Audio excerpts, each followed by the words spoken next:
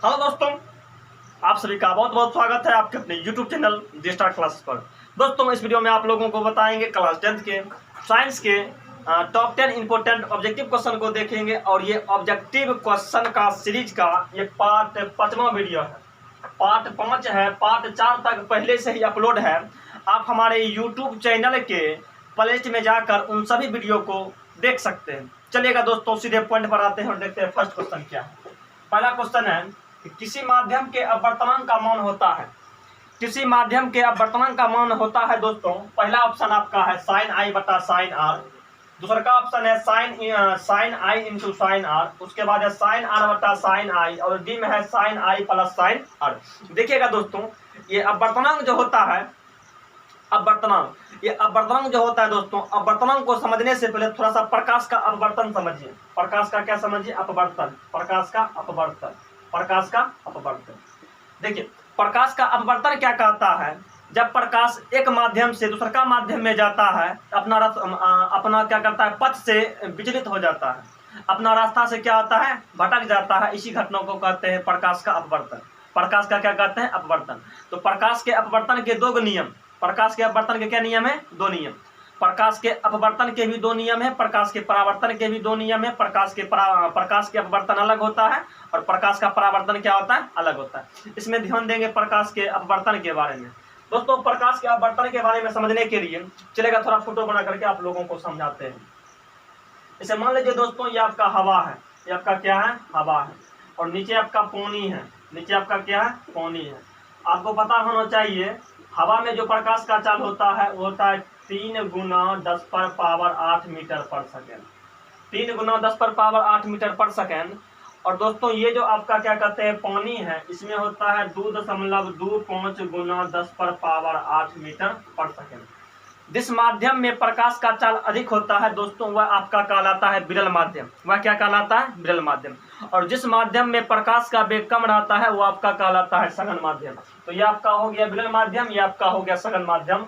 और बीचों बीच एक रेखा खींच देते हैं जिसको कहते हैं अभिलंब। जिसको क्या कहते हैं? अभिलंब कहते हैं। अब देखिएगा दोस्तों, इस पर क्या करते हैं, कोई प्रकाश के किरण को आपतित करते हैं। देखिए, जैसे यहाँ से यहाँ किरण ये आ रहा है, ये किरण जो है ये सतह पर पड़ रहा है, यानी कि पानी के सतह पर पड़ रहा है। इस किरण को बोलेंगे आपतित किरण। क्या बोलेंगे? आपतित किरण। इस किरण को बोलेंगे आपतित किरण। आपतित किरण इसको कहेंगे आपतित किरण। इसको क्या कहेंगे? आपतित किरण। ये आपका आपतित किरण हो गया। और ये जो सीधी रेखा खींचे ये आपका अभिलंब हो गया। आपतित किरण और अभिलंब के बीच कोण जो बनेगा दोस्तों, इस कोण को कहते हैं आपतन कोण। क्या कहते हैं? आपतन कोण। इसको सूचित करते हैं आई से। आई का मतलब हो गया आपतन कोण। आपतन कोण। आपतन कोण। आपतन कोण। देखिएगा, ये प्रकाश का किरण जो है दोस्तों, अभी हवा में ही है, अभी हवा में ही है। जैसे ही यहाँ से अंदर प्रवेश करेगा, चला आएगा पानी में। क्या चला आएगा? पानी में। और जैसे ही पानी में आएगा, इसका वेग यानी कि इसका चाल जो है, इसका चाल बदल जाएगा। चाल क्या हो जाएगा? बदल जाएगा। यानी कि इसमें 40 का है 3 गुना 10 पर पावर 8 मीटर पर सेकेंड। लेकिन जैसे ही पानी में इन करेगा, 40 का कम हो जाएगा। कम हो जाएगा तो इसका स्पीड भी कमेगा। तो कहने का मतलब, इसको जाना चाहिए सीधे, लेकिन सीधे नहीं जाता है, ये थोड़ा सा मुड़ जाएगा इधर अभिलंब की तरफ। ये मुड़ जाएगा अभिलंब की तरफ। क्या हो जाएगा? मुड़ जाएगा अभिलंब की तरफ। क्या हुआ? ये मुड़ गया। तो दोस्तों, ये जो मुड़ी हुई रेखा है, इस रेखा को बोलते हैं अपवर्तित किरण। इसको क्या बोलेंगे? इसको बोलेंगे अपवर्तित किरण। अपवर्तित किरण। इसको क्या बोलेंगे? अपवर्तित किरण। इस किरण को बोलेंगे अपवर्तित किरण। अपवर्तित किरण और अभिलंब के बीच जो कोण बनता है दोस्तों, इस कोण को बोलते हैं अपवर्तन कोण। इस कोण को बोलते हैं अपवर्तन कोण। अपवर्तन कोण क्या बोलते हैं? अपवर्तन कोण। और इसको सूचित करते हैं आर से, मतलब इसको सूचित करते हैं आर से। तो दोस्तों, ये आपका हो गया आपतन कोण और ये आपका हो गया अपवर्तन कोण। आपतन कोण और अपवर्तन कोण। तो यहाँ से क्या करते हैं, प्रकाश के अपवर्तन के दो नियम है। प्रकाश के अपवर्तन के दो नियम। प्रकाश के अपवर्तन के पहला नियम क्या है? प्रकाश के अपवर्तन के दोस्तों प्रकाश के अपवर्तन के देखिएगा पहला नियम क्या है? कहता है आपतित किरण, आपतित किरण, अपवर्तित किरण और आपतन बिंदु पर खींचे गए अभिलंब, ये तीनों होता है के तल में। तीनों कहाँ होता है? तीनों के तल में होता है। ये प्रकाश के अपवर्तन के पहला नियम है। प्रकाश के अपवर्तन के पहला नियम है। और प्रकाश के अपवर्तन के दूसरा नियम क्या है? प्रकाश के अपवर्तन के दूसरा नियम है कि किसी विशेष रंग के किरण के लिए, किसी विशेष रंग की किरणों के लिए आपतन कोण का साइन, आपतन कोण का साइन अपतन कोण का साइन मतलब साइन आर, अपतन कोण का साइन मतलब sine r, sorry sine i, sine i. आपतन कोण का साइन, आपतन कोण हुआ आइन, आपतन कोण का साइन, आपतन कोण का साइन बटे आपतन कोण का आई, आपतन कोण का आई बटे अपवर्तन कोण का आर। आपतन कोण की जया, साइन को ही बोलते जया, यानी कि ये पहला आपका हो गया आपतन कोण, ये आपका हो गया आपतन कोण, आपतन कोण की जया, आपतन कोण की जया और अपवर्तन कोण की जया, जया का मतलब साइन, यानी कि आपतन कोण का साइन और अपवर्तन कोण का साइन, आपतन कोण का साइन और अपवर्तन कोण का साइन का अनुपात जो होता है दोस्तों, इसी को ही बोलते हैं अपवर्तनांक। इसी को क्या बोलते हैं? अपवर्तनांक, इसी को बोलते हैं अपवर्तनांक। एक बार फिर से थोड़ा सा क्लियर कर लीजिएगा, यानी कि आपतन कोण, ये हुआ आपतन कोण का साइन, यह हुआ अपवर्तन कोण का साइन का अनुपात जो होता है दोस्तों, इसी को बोलते हैं अपवर्तनांक। इसको सूचित करते हैं म्यू से, सूचित करते हैं म्यू से। तो अपवर्तनांक बराबर हो जाएगा साइन आई बटा साइन आर, यानी कि म्यू बराबर भी हो जाएगा साइन आई बटा साइन आर। तो दोस्तों इसका सही और सटीक आंसर हो जाएगा म्यू बराबर साइन आई बटा साइन आर, यानी कि अपवर्तनांक बराबर हो जाएगा साइन आई बटा साइन आर, साइन आई बटा साइन आर, साइन आई बटा साइन आर। देखिएगा दोस्तों ऑप्शन नंबर ए बिल्कुल करेक्ट हो जाएगा, साइन आई बटा साइन आर, साइन आई बटा साइन आर। नेक्स्ट क्वेश्चन देखिए, देखिएगा 2 नंबर का दो क्वेश्चन दोस्तों क्या है, 2 नंबर का क्वेश्चन क्या है? समतल दर्पण, समतल दर्पण जो अपना घर में यूज करते हैं वही आपका कहलाता है समतल दर्पण। समतल दर्पण में बना प्रतिबिंब, समतल दर्पण में बना प्रतिबिंब। फर्स्ट ऑप्शन है हमेशा वास्तविक होता है, हमेशा काल्पनिक होता है, कभी वास्तविक कभी काल्पनिक, और डी में कहता है नन। तो दोस्तों समतल दर्पण का कॉन्सेप्ट समझिएगा। दर्पण में, दर्पण जो होता है मेन रूप से 3 को पढ़ना है। कौन कौन पढ़ना है? एक पढ़ना है समतल दर्पण, समतल दर्पण पढ़ना है, उसके बाद पढ़ना है उत्तल दर्पण पढ़ना है, उसके बाद आपको पढ़ना है अवतल दर्पण, अवतल दर्पण।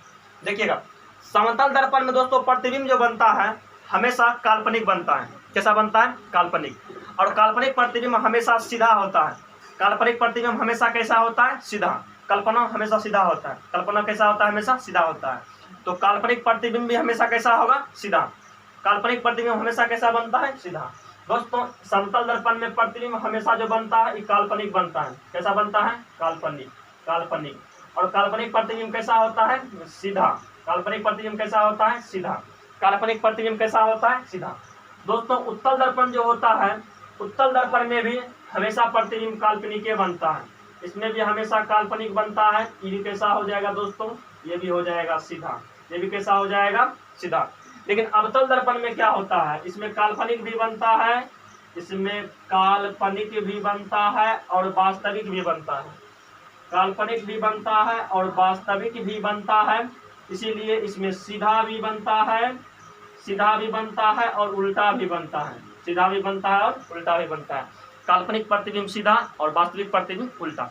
चलिएगा थोड़ा सा इसमें आकार, प्रतिबिंब के आकार के बारे में समझ लेते हैं। दोस्तों समतल दर्पण में जो प्रतिबिंब बनेगा वस्तु के समान आकार का, वस्तु के समान आकार का। मान लीजिए एक कलम है, एक कलम मान लीजिए 10 सेंटीमीटर का है, एक कलम मान लीजिए 10 सेंटीमीटर का है। इसको समतल दर्पण के सामने रखेंगे, इसका जो प्रतिबिंब बनेगा वो भी 10 सेंटीमीटर का ही बनेगा। यानी कि समतल दर्पण में प्रतिबिंब जो बनता है वो समान बनता है। कैसा बनता है? प्रतिबिंब बनता है समान, यानी कि बराबर बनता है। कैसा बनता है? समान बनता है, बराबर बनता है हमेशा। और उत्तल दर्पण में क्या बनता है? हमेशा बनता है छोटा। हमेशा कैसा बनता है? छोटा बनता है। हमेशा कैसा बनता है? छोटा बनता है। समतल में समान, उत्तल में छोटा, समतल में समान, उत्तल में छोटा, समतल में समान, उत्तल में छोटा। और दोस्तों आपका अवतल जो इसमें है, इसमें छोटा भी बनता है, इसमें छोटा भी बनता है, बराबर भी बनता है और बड़ा भी बनता है। छोटा भी बनता है, बराबर भी बनता है और बड़ा भी बनता है। तो इस प्रकार दोस्तों इसका सही और सटीक आंसर हो जाएगा समतल दर्पण में हमेशा बनता है काल्पनिक प्रतिबिंब, जो कि कैसा होता है? सीधा होता है। तो इसका सही आंसर हो जाएगा option number B, option number B. चलिएगा दोस्तों नेक्स्ट क्वेश्चन देखते हैं। देखिए क्वेश्चन नंबर 3 क्या है? क्वेश्चन नंबर 3 में है कि स्वस्थ आंख के लिए, स्वस्थ आंख के लिए यानी कि वैसा आंख जिसमें किसी भी प्रकार का दोष नहीं है, स्वस्थ आंख के लिए स्पष्ट दृष्टि की न्यूनतम दूरी, स्पष्ट दृष्टि की न्यूनतम दूरी या उसी को कहते हैं लघुत्तम दूरी, उसी को क्या कहते हैं? लघुत्तम दूरी। यानी कि स्पष्ट दृष्टि की न्यूनतम दूरी कितनी, न्यूनतम दूरी होती है, न्यूनतम दूरी होती है। फर्स्ट ऑप्शन आपका है 25 किलोमीटर, सेकंड है 25 मीटर, और तीसरा का ऑप्शन है 25 सेंटीमीटर, और चौथा ऑप्शन आपका है अनंत।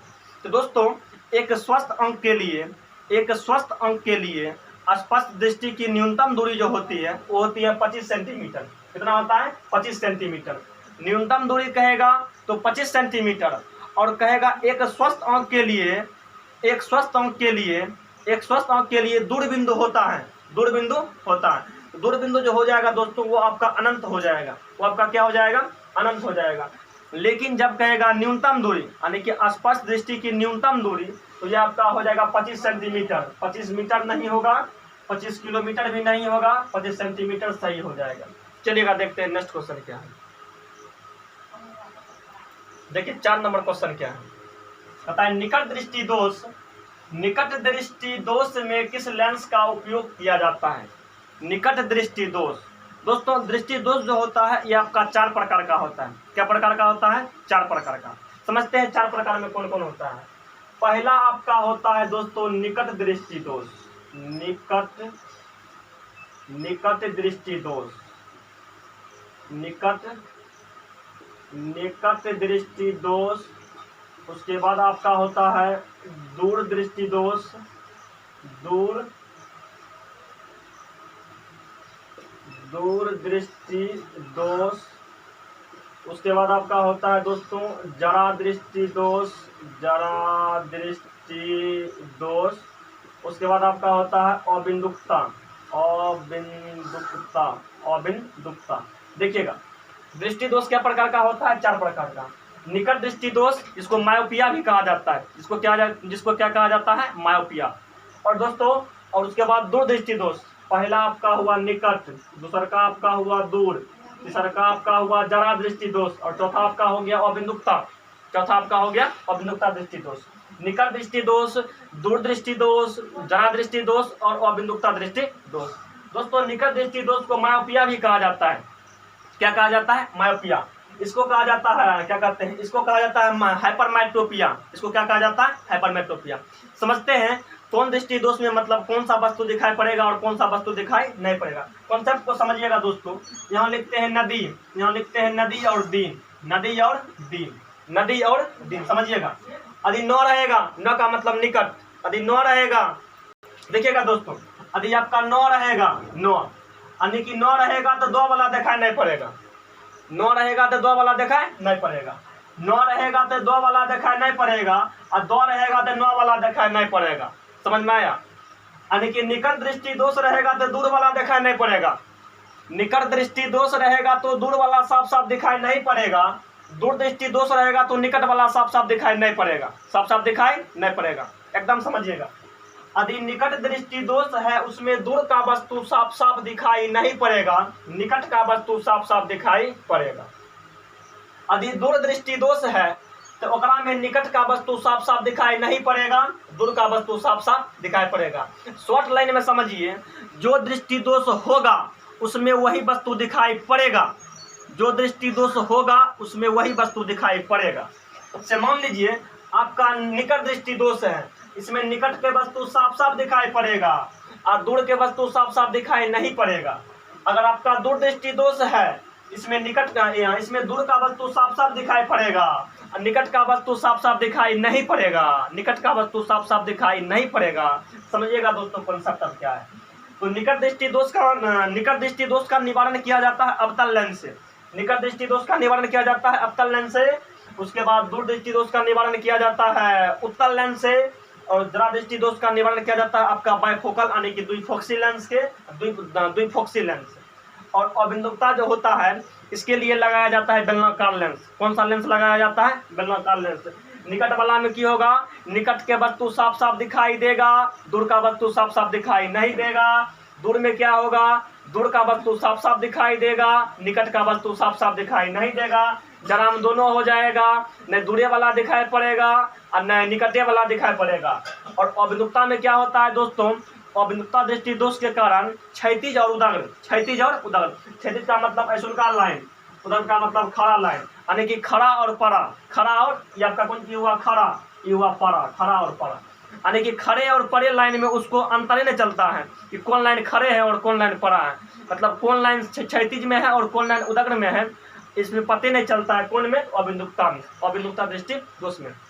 अब देखिएगा तो सर एक कॉन्सेप्ट समझिएगा दोस्तों, निकट में देखिएगा, निकट 9 पे, इसमें 9 है को है, तो यानी कि 3 गो अक्षर है। क्या अक्षर है? 3 अक्षर, 3 गो है। दूर में क्या है? 2 गो है, 2 गो है। 3 के बाद 4, 2 के बाद 3, 3 मतलब उत्तल, 3 मतलब उत्तल, 4 मतलब अवतल, 4 मतलब अवतल। कॉन्सेप्ट समझिएगा, 3 के बाद 4, 2 के बाद 3, 3 के बाद 4, 3 के बाद 4 होता है, 2 के बाद 3 होता है। तो निकट दृष्टि दोष का निवारण अवतल लेंस से, निकट दृष्टि दोष को ठीक करने के लिए लगाएगा अवतल लेंस का चश्मा। कौन लेंस का चश्मा लगाएगा? अवतल लेंस का चश्मा। और जहाँ आंख में दूर दृष्टि दोष है उसको लगाएगा उत्तल लेंस का चश्मा। कौन लेंस का चश्मा? उसको लगाया जाएगा उत्तल लेंस का चश्मा, उत्तल लेंस का चश्मा।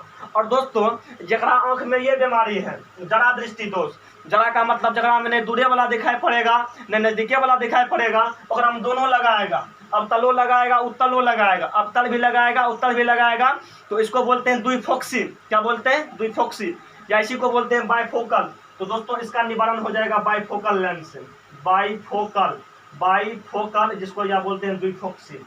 इसी का एक अन्य नाम है द्विफोक्सी, द्विफोक्सी। हिंदी में कहते हैं द्विफोक्सी, अंग्रेजी में कहते हैं बाइफोकल। और ये जो होता है दोस्तों अबिंदुकता, ये जो आपका होता है अबिंदुकता, इसका निवारण किया जाता है बेलनाकार लेंस से। कौन लेंस से? बेलनाकार, बेलनाकार लेंस से किया जाता है, बेलनाकार लेंस से किया जाता है, बेलनाकार लेंस से किया जाता है। एग्जाम के लिए ये कौन सा मतलब ये टॉपिक जो है बहुत ही इंपॉर्टेंट रहता है। हर मतलब हर प्रत्येक साल इससे क्वेश्चन बोर्ड में पूछा जाता है। चलिएगा दोस्तों आप सब समझ गए होंगे। निकट में क्या होगा एक बार फिर से, निकट में क्या होगा? निकट का दिखाई पड़ेगा, दूर का दिखाई नहीं पड़ेगा। दूर में क्या होगा? दूर का दिखाई पड़ेगा, निकट का दिखाई नहीं पड़ेगा। जरा में क्या होगा? नहीं दूर का दिखाई पड़ेगा और नहीं निकट का दिखाई पड़ेगा। और बिंदुकता में क्या होगा? खड़ा लाइन और परे लाइन, खड़े और परे, याद रखिएगा, खड़े, ये हुआ खड़े, ये हुआ परे। खड़े और परे में उसको कोई अंतर ही नहीं पता चलता है, ठीक। तो निकट का निवारण अवतल से, निकट का निवारण अवतल से, 3 के बाद 4, 2 के बाद 3। दूर का निवारण उत्तल से, जरा का निवारण दोनों, दोनों बोले तो बाइफोकल या द्विफोक्सी, बाइफोकल या द्विफोक्सी। और अभिनुक्ता का मतलब बेलनाकार, अभिनुक्ता का मतलब बेलनाकार। चलिएगा दोस्तों नेक्स्ट क्वेश्चन की ओर चलते हैं। देखिएगा 5वां क्वेश्चन क्या है। 5वां क्वेश्चन है कि रासायनिक अभिक्रिया के दौरान किसी पदार्थ में ऑक्सीजन का योग यानी कि वृद्धि कहलाता है। यानी कि कोई रासायनिक अभिक्रिया में क्या होगा? कोई पदार्थ में ऑक्सीजन जुड़ेगा, ऑक्सीजन जुड़ेगा या ऑक्सीजन में वृद्धि होगा, तो दोस्तों वो आपका क्या कहलाएगा? वो आपका कहलाएगा उपचयन। क्या कहला जाएगा? उपचयन कहला जाएगा। चलेगा थोड़ा इसके कॉन्सेप्ट को समझते हैं। देखिएगा दोस्तों उपचयन जो होता है, उपचयन इसी का दूसरा नाम है ऑक्सीकरण, इसी का दूसरा नाम है ऑक्सीकरण, ऑक्सीकरण जिसको अंग्रेजी में बोलते हैं ऑक्सीडेशन, इसी को कहा जाता है ऑक्सीडेशन, ऑक्सीडेशन, ऑक्सीडेशन कहा जाता है। और इसी का दोस्तों ये उपचयन हुआ, ऑक्सीकरण हुआ, इसी को क्या कहते हैं? ऑक्सीडेशन। इसमें क्या होगा? इसमें हाइड्रोजन, ये ऑक्सीजन का जुटना, ऑक्सीजन, ऑक्सीजन का जुटना, ऑक्सीजन का जुटना या हाइड्रोजन का हटना, हाइड्रोजन का हटना, हाइड्रोजन का हटना। दोस्तों किसी पदार्थ में ऑक्सीजन का जुटना, ऑक्सीजन का जुटना या हाइड्रोजन का हटना, ये दोस्तों आपका उपचयन कहलाता है। क्या कहलाता है? उपचयन। उपचयन को ही कहा जाता है ऑक्सीकरण, इसी को कहा जाता है ऑक्सीडेशन, इसी को क्या कहा जाता है? ऑक्सीडेशन। तो थोड़ा सा ध्यान दीजिएगा, उपचयन को ही कहा जाता है ऑक्सीकरण, इसका अंग्रेजी नाम है ऑक्सीडेशन। ऑक्सीडेशन का मतलब क्या हुआ कि ऑक्सीजन का जुटना या हाइड्रोजन का हटना। ऑक्सीजन जुटेगा या हाइड्रोजन घटेगा या हटेगा, वो आपका क्या हो जाएगा दोस्तों? वो आपका हो जाएगा उपचयन हो जाएगा, यानी कि ऑक्सीकरण हो जाएगा। दोस्तों ये आपका अपचयन है, इसी का नाम है क्या कहते हैं? इसी को बोलते हैं अवकरण, इसी को क्या कहते हैं? अवकरण। और इसी का अंग्रेजी नाम है रिडक्शन, इसको कहते हैं रिडक्शन, रिडक्शन, इसको क्या कहते हैं? रिडक्शन। इसमें इसका उल्टा हो जाएगा, इसमें क्या हो जाएगा? इसका उल्टा, ऑक्सीजन का हटना, ऑक्सीजन का हटना या हाइड्रोजन का जुटना, या हाइड्रोजन का जुटना, हाइड्रोजन का जुटना। तो दोस्तों ये ऑक्सीजन का हटना या हाइड्रोजन का जुटना, ये आपका कहला जाएगा अपचयन। क्या कहला जाएगा? अपचयन कहला जाएगा। इसी को अपचयन कहते हैं। इसी को अंग्रेजी में क्या कहते हैं? रिडक्शन कहते हैं। इसी को अंग्रेजी में रिडक्शन कहते हैं। अगर आपको किसी प्रकार का प्रॉब्लम होगा समझने में तो कमेंट बॉक्स में कमेंट कीजिएगा। देखिए, अपचयन का ही नाम है ऑक्सीकरण। इसी को बोलते हैं ऑक्सीडेशन। ऑक्सीडेशन का मतलब ऑक्सीजन का जुटना या हाइड्रोजन का हटना। दोस्तों, अपचयन को ही बोलते हैं अपकरण। इसका अंग्रेजी नाम रिडक्शन। इसमें क्या होता है? यानी कि अपचयन नहीं है। अपकरण का मतलब क्या हुआ कि ऑक्सीजन का हटना या हाइड्रोजन का जुटना। चलते हैं नेक्स्ट क्वेश्चन पर। चलेगा दोस्तों, देखते हैं नेक्स्ट क्वेश्चन क्या है। नेक्स्ट क्वेश्चन में देखिए क्या है। ये क्वेश्चन आपका 6 नंबर में है। दांतों को साफ करने के लिए दंतमंजन यानी कि टूथपेस्ट पराया होते हैं। यानी कि टूथपेस्ट जो होते हैं वो पराया क्या होते हैं? क्षारीय होते हैं कि अम्लीय होते हैं कि लवण युक्त होते हैं? इसका जवाब आप लोगों को बताना। चलेगा, इसको बता रहे हैं।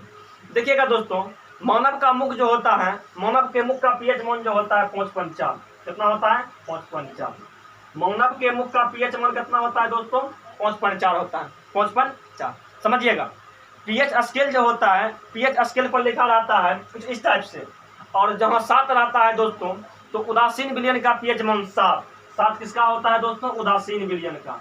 7 होता है उदासीन विलयन का पीएच मान 7। उदासीन विलयन का पीएच मान क्या होता है? 7। जो 7 से कम रहेगा, 7 से कम रहेगा वो कहलाएगा अम्लीय। 7 से कम रहेगा तो अम्लीय। यानी कि अम्लीय विलयन का पीएच मान 7 से कम। अम्लीय विलयन का पीएच मान 7 से कम। क्षारीय विलयन का पीएच मान 7 से अधिक। क्षारीय विलयन ये हो जाएगा 7 से अधिक। ये हो जाएगा 7 से अधिक। 7 से अधिक। दोस्तों, उदासीन विलयन का पीएच मान 7, अम्लीय विलयन का पीएच मान 7 से कम, क्षारीय विलयन का पीएच मान 7 से अधिक। ये तीनों बात पर ध्यान दीजिएगा। उदासीन विलयन का पीएच मान 7, अम्लीय विलयन का पीएच मान 7 से कम, क्षारीय विलयन का पीएच मान 7 से अधिक। ये तीनों कॉन्सेप्ट समझ लिए। अब देखिएगा दोस्तों, इस 7 से कम, 7 से जितना कम रहेगा, मतलब जितना कमते जाएगा, जना मान लीजिए यहाँ 6 है, यहाँ 5 है, यहाँ 4 है, यहाँ 3 है, यहाँ 2 है, यहाँ 1 है। जितना कमते जाएगा उसकी अम्लता उतना बढ़ते जाएगा। जितना कमते जाएगा उसका अम्लता मतलब उसके अम्लता गुण उतना ही बढ़ते जाएगा। से मान लीजिए किसी का पीएच मान 6 है, किसी का पीएच मान 5 है, 5 वाला बेसी पावरफुल होगा, 5 वाला बेसी अम्लता होगा, 5 वाला बेसी अम्लता होगा। मान लीजिए किसी का 6 है और किसी का 4 है, तो 4 वाला बेसी अम्लता होगा, 4 वाला बेसी अम्लता हो जाएगा। तो दोस्तों, कहने का मतलब यानी कि जैसे जैसे पीएच मान घटते चलेगा, अम्ल का मात्रा बढ़ते चलेगा। अम्ल का मात्रा बढ़ते चलेगा मतलब अम्लता बढ़ते चलेगा। अम्लता क्या हो जाएगा? बढ़ते चलेगा। तो दोस्तों, मानव मुख का पीएच मान जो होता है 5.4 होता है। कितना होता है? 5.4। जब मानव मुख का पीएच मान 5.4 से घटने लगता है, 5.4 से घटने लगता है, पीएच मान घटने लगेगा, पीएच मान घटे लगेगा, अम्लता की हो जाएगा? बढ़े लगेगा, अम्लता बढ़े लगेगा। पीएच मान घटेगा मतलब अम्लता बढ़ेगा। यानी कि पीएच मान जो होता है 5.4 और 5.4 से जैसे ही पीएच मान घटने लगता है उसके मुख में अम्लता मतलब उसमें क्या करता है? अम्लता बढ़ने लगता है, जिसके कारण मुख में बहुत सारा बीमारी भी होने लगता है। तो उसी अम्लता को दूर करने के लिए, तो आपको पता होना चाहिए कि अम्ल का दुश्मन क्षार है। अम्ल का दुश्मन क्षार है। क्या कि अम्ल और क्षार के बीच जब रिएक्शन करवाते हैं तो लवण और जल बनाता है। लवण और क्या बनाता है? जल बनाता है।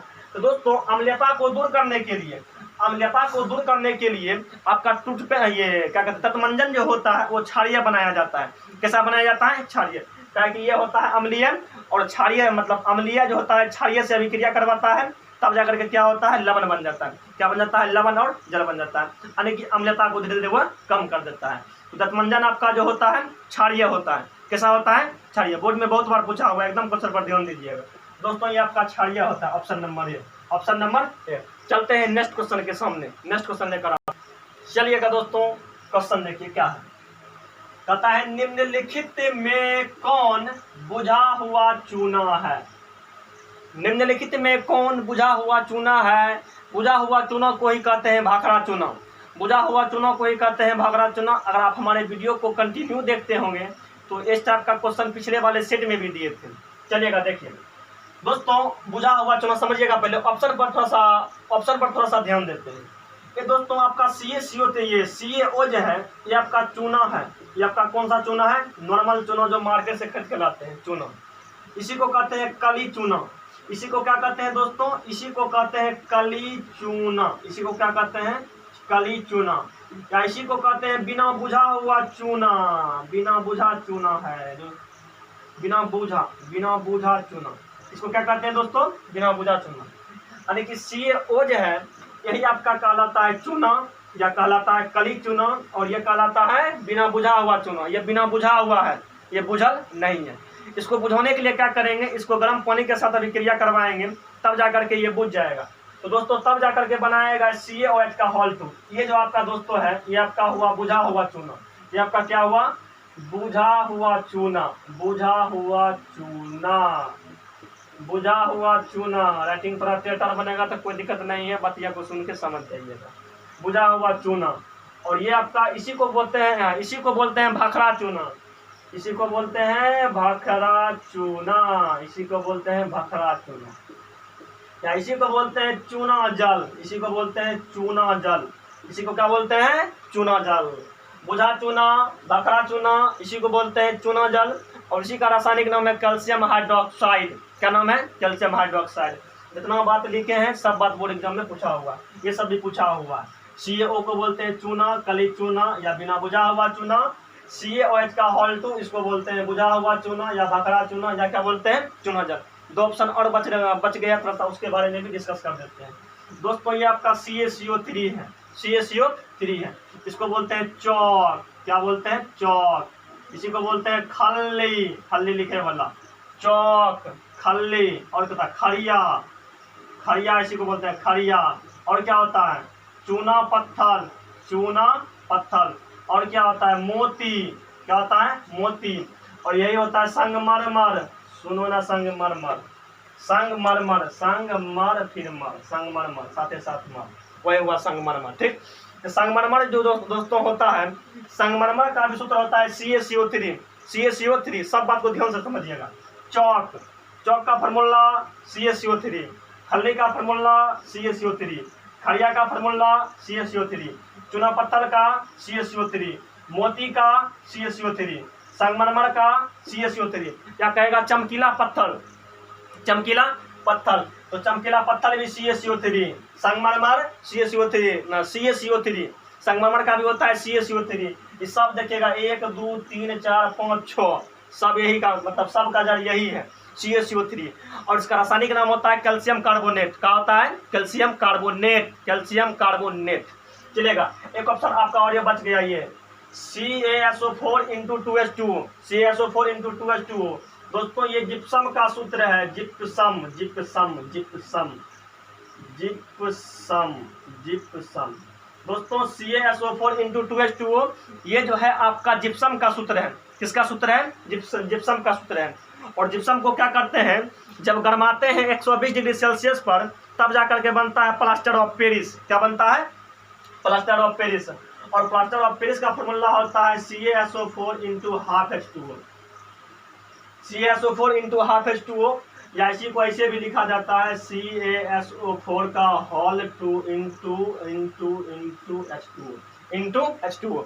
तो क्वेश्चन ये भी पूछा जाता है कि प्लास्टर ऑफ पेरिस का निर्माण किस यौगिक को गर्म करने पर प्राप्त होता है? किस यौगिक को गर्म करने पर प्राप्त होता है? दोस्तों जिप्सम को जब गरमाएंगे 120 डिग्री सेल्सियस पर, तब जाकर के बनेगा प्लास्टर ऑफ पेरिस। क्या बनेगा? प्लास्टर ऑफ पेरिस, जिसको शॉर्ट में POP कहते हैं। POP, plaster of Paris.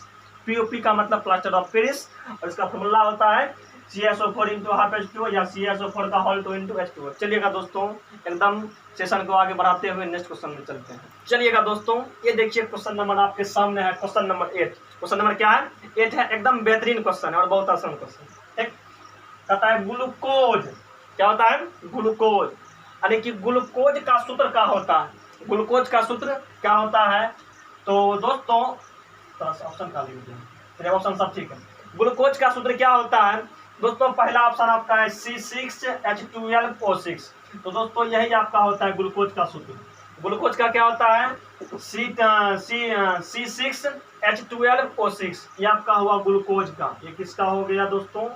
ये आपका हो गया ग्लूकोज का। किसका हो गया? ग्लूकोज। ये जो आप देख रहे हैं, ये जो देख रहे हैं क्या है, C12 ये C12H22O11, C12H22O11 ये आपका चीनी का सूत्र है। किसका है? चीनी का सूत्र है। किसका सूत्र है? चीनी का। चारों ऑप्शन वाला पूछा हुआ है। और दोस्तों ये जो आपका है C6H6 ये आपका बेंजीन का है।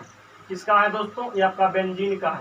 किसका है? बेंजीन का है। क्वेश्चन टॉप 10 में रहता है, लेकिन जो भीतर आके देखेगा उसको पता चलेगा क्वेश्चन में कितना रहस्य छिपा हुआ है। ठीक, अगर इस वीडियो को देखते हैं कंटिन्यू, इस वीडियो को अपने दोस्तों तक भी शेयर कर दीजिए, ताकि आपका दोस्त भी देखेगा और आपका दोस्त का भी कुछ भलाई हो सके।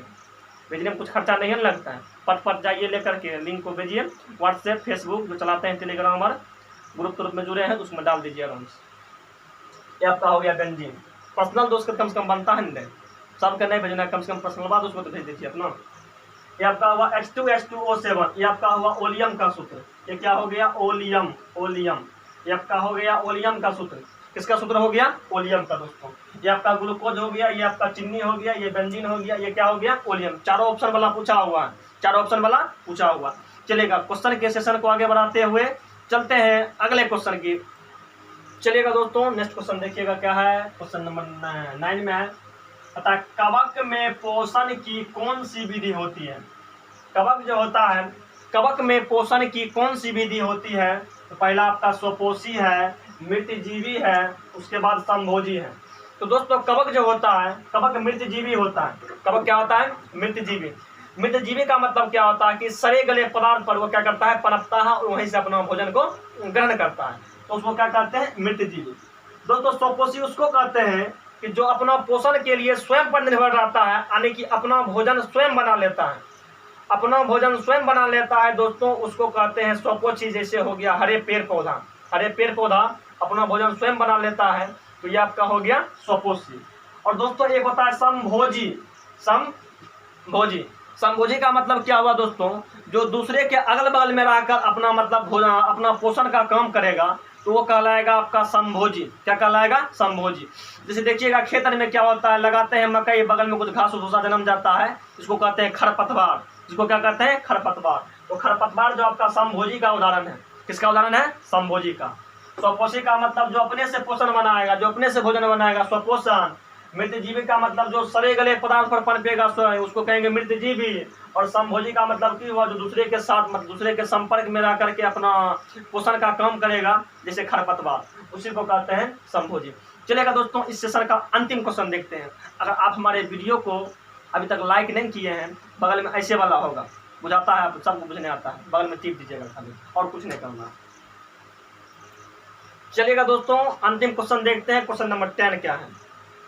कहता है स्वपोषी पोषण के लिए आवश्यक है। स्वपोषी पोषण का मतलब हुआ कि हरे पौधे जो अपना भोजन बनाते हैं अपने से, उसी को कहते हैं स्वपोषी पोषण। स्वपोषी पोषण। तो दोस्तों हरे पौधे जो अपना भोजन बनाते हैं, उस क्रिया को कहते हैं प्रकाश संश्लेषण। प्रकाश संश्लेषण, फोटोस्थेसिस जिसको कहते हैं, फोटोस्थेसिस, यानी कि प्रकाश संश्लेषण। प्रकाश संश्लेषण, प्रकाश संश्लेषण। दोस्तों प्रकाश संश्लेषण की क्रिया के लिए क्या क्या चाहिए? तो पहला आपका चाहिए CO2, कार्बन डाइऑक्साइड चाहिए, उसके बाद जल चाहिए H2O, उसके बाद जल चाहिए, उसके बाद चाहिए क्लोरोफिल, उसके बाद आपका चाहिए सूर्य प्रकाश। क्या चाहिए दोस्तों? सूर्य प्रकाश। ये चारों चीज मिलेगा तब जाकर के प्रकाश संश्लेषण का क्रिया होगा और स्वपोषी पोषण संभव है। स्वपोषी पोषण संभव है। तो स्वपोषी पोषण के लिए दोस्तों क्या क्या अनिवार्य है?